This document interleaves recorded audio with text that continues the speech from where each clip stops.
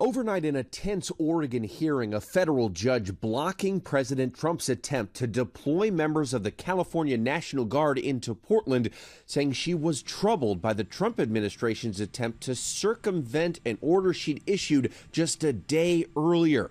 Trump had already tried to send in Oregon National Guard troops to Portland. That was halted on Saturday.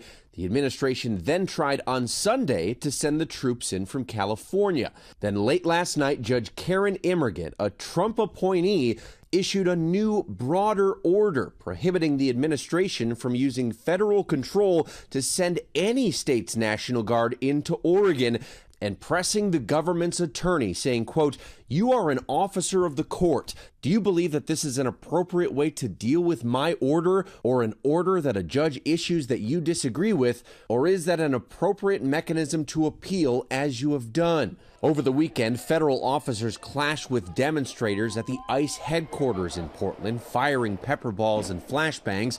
Portland police say they did not observe any person or property crimes committed and no arrests were made.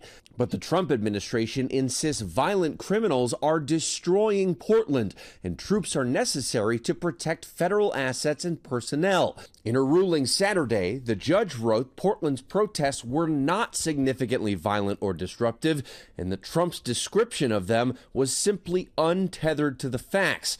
That deploying the Oregon National Guard likely exceeded his constitutional authority. The state's attorney general pushing back against the president. As the president, you must have an actual facts based on reality, not social media or just your gut feeling if you want to mobilize the military. Now, to be clear, the judge's ruling simply bans the president from sending the National Guard here to Portland. Portland's police chief has also pushed back against the National Guard here. He fears that it would just escalate crowd behavior. Of course, the Trump administration has appealed this decision. They say the judge is impermissibly second-guessing the commander-in-chief's judgment.